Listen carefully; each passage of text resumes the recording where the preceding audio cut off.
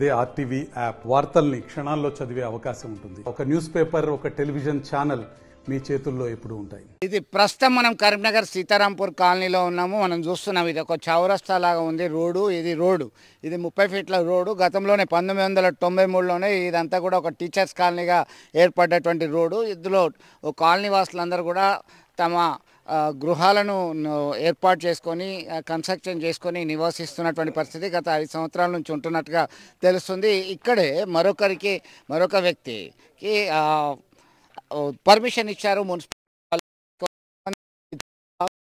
మా ఇంటికి ఎట్లా వెళ్ళాలి అని చెప్పి ఆ పక్కన మరొక ఇల్లు ఉంది, వారికి కూడా క్లోజ్ అవుతున్నది. ఈ కాలనీలో సీతారాంపూర్ ఏరియాలో ఇదే పరిస్థితి ఉంది, ఇబ్బందులు ఉన్నాయని చెప్పేసి మనకు స్పష్టంగా చెప్తుంది. నాకు న్యాయం కావాలంటూ వాటర్ ట్యాంక్ ఎక్కి ఆందోళన వ్యక్తం చేస్తున్నాడు సాగి వెంకటేశ్వరరావు. అది సాగి వెంకటేశ్వరరావుకు సంబంధించినటువంటి గృహము. ఏం జరిగింది, కాలనీ వాసులు ఉన్నారు, వారిని అభిప్రాయం మనం తెలుసుకుందాం. ఏం జరిగింది అసలు? ఈ రోడ్డు మీద పర్మిషన్ ఎవరు ఇచ్చారు? ఇల్లు కట్టుకుంటున్నా, ఈ కట్టే వాళ్ళ పేరేంటి? ఎందుకు మీరు అభ్యంతరం వ్యక్తం చేయలేదు? నా పేరు విజయ్ కుమార్ అండి. నేను ఇక్కడ ఉండబట్టి 8 ఇయర్స్ అవుతుంది. ఇప్పటికి 8 ఇయర్స్లో లాస్ట్ 2 ఇయర్స్ బ్యాక్ వచ్చేసి ఈ రోడ్డును కబ్జా చేశారు.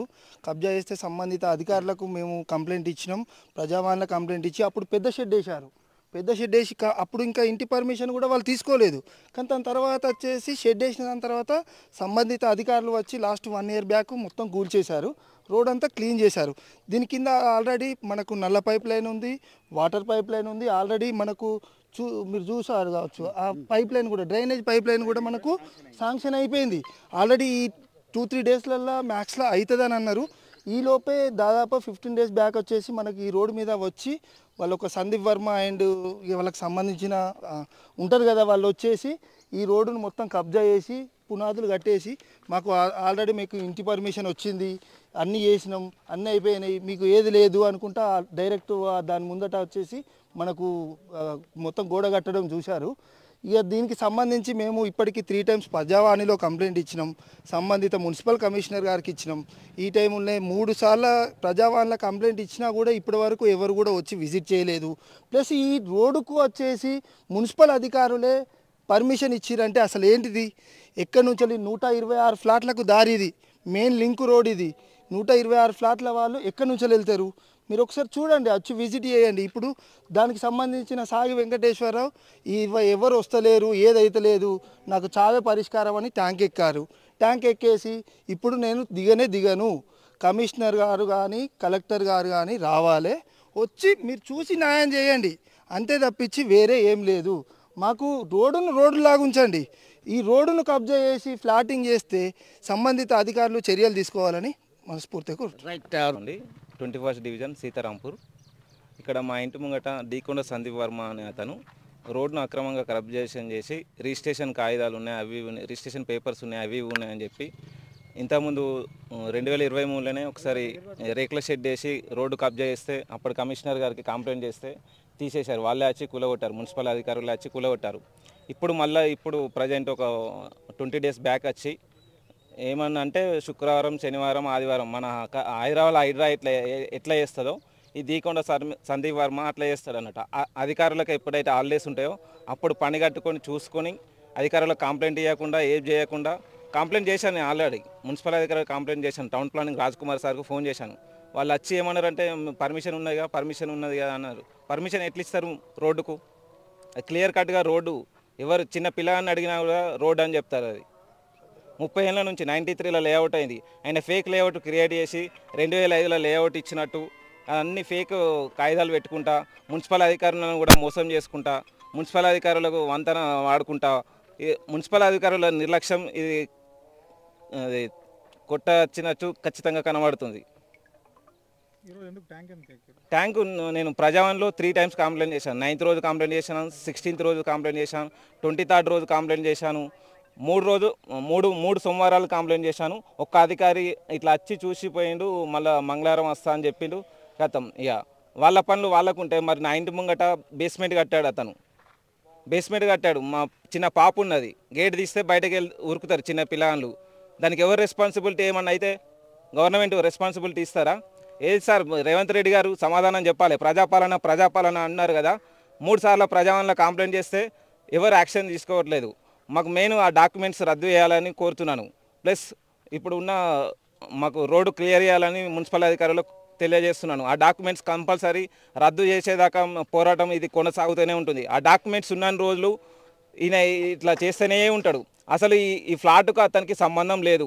ఎవరైనా మీరు జెన్యున్గా చూస్తే ఎవరైనా ఆ ఫ్లాట్ను కొనడానికి ధైర్యం చేస్తారా? జెన్యున్గా మీలో ఎవరైనా కానీ, కమిషనర్ గారు కానీ కలెక్టర్ గారు కానీ చూసినా కూడా ఆ ఫ్లాట్ను ఎవరైనా కొనడానికి ధైర్యం చేస్తారా? చెయ్యరు. ఈయన ఈ రామ్మూర్తి అసలు ఆ ఫ్లాటే అంత కాదు. దికొండ సందీప్ వర్మకు ఈ ఫ్లాట్కి ఏదండి సంబంధం లేదు. ఈయన ఏం చేసిందంటే బల్జపల్లి రామ్మూర్తి శాస్త్రి అనే అతను 2003లో ఇక మాతో అయితే 2015లో వచ్చాడు. ఫస్ట్ స్టార్టింగ్ కంచేశాడు ఇక్కడ. అప్పుడు మేము ఫ్లాట్ కొనుక్కున్నాం కానీ ఇక్కడ లేము. మా ఇక్కడ సంపద అని ఉంటాడు, సంపద అని. ఆయన 2015లో అప్పటి జిల్లా పంచాయతీ అధికారికి కంప్లైంట్ చేశారు. కంప్లైంట్ చేస్తే పంచాయతీ అధికారి ఇక్కడ సెక్రటరీకి లెటర్ ఇష్యూ చేశారు. ఏదున్నా నాకు 2-3 రోజుల తీసేసి 2-3 రోజుల నివేదిక సమర్పించాలని. అప్పుడు అయిపోయిన తర్వాత మళ్ళీ ఏం చేశాడంటే ఇక బెల్జపల్లి రామ్మూర్తి శాస్త్రి అన్నట్టయినా ఇక నాతో అయితలేదని ఇక ఒక కబ్జాదారునికి కబ్జాలు చేసే వాళ్ళ గ్యాంగుకు అప్పచెప్పాడు దికొండ సందీప్ వర్మ.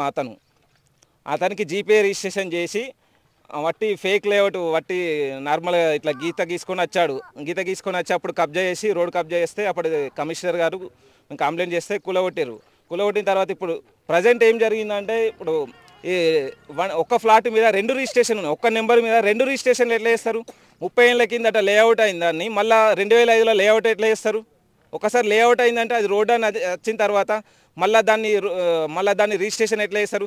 దీనికి అంతటికి కారణం ఈ సొసైటీ సెక్రటరీ అయినటువంటి పచ్చనూరు నరసయ్య. ఈయన అన్ని దొంగ రిజిస్ట్రేషన్లు చేసుకుంటా ప్రజలందరినీ ఇబ్బంది పెడుతుండవు. ఇప్పుడు ఈ రోడ్ను మొత్తం రిజిస్ట్రేషన్ చేసిందండి. ఈ టీచర్స్ కాలనీకి మెయిన్ దారి ఇదే. ఇప్పుడు ఆ రోడ్నే మొత్తం రిజిస్ట్రేషన్ చేశాడు. 126 ఫ్లాట్లు మాత్రమే ఉన్నాయి. కానీ వాళ్ళు ఏం చేసారు అంటే 128 ఉన్నాయని వాళ్ళు ఒకటి ఫేక్ లేఅవుట్ క్రియేట్ చేసి ఇదంతా చేస్తున్నారు.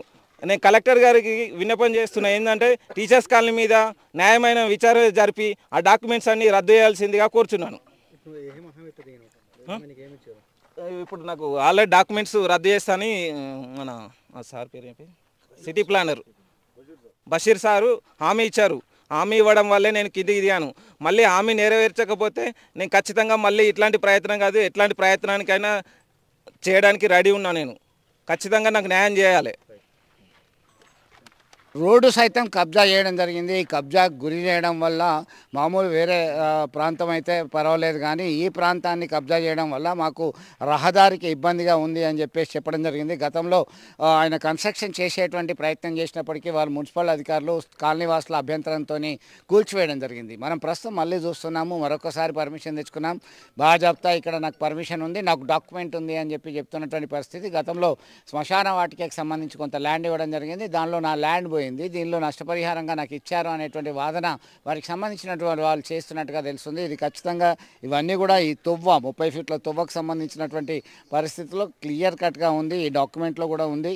ఇదంతా కూడా మాకు న్యాయం చేయాలి అని చెప్పేసి ఈ కాలనీ వాసులందరూ కూడా వేడుకుంటున్నటువంటి పరిస్థితి. మున్సిపల్ అధికారుల నిర్లక్ష్యం వల్లనే ఇలాంటి ఇబ్బందులు తలెత్తుతున్నాయిగా గ్రహించవచ్చు. విడుదల సుమంత్తో కలిసి చంద్రశేఖర్, RTV, కరీంనగర్, సీతారాంపూర్. మరిన్ని వీడియోస్ కోసం ఛానల్ ని సబ్స్క్రైబ్ చేయండి. లేటెస్ట్ అప్డేట్స్ కోసం వాట్సాప్ ఛానల్ ని ఫాలో చేయండి. అండ్ లింక్ డిస్క్రిప్షన్ లో ఉంది.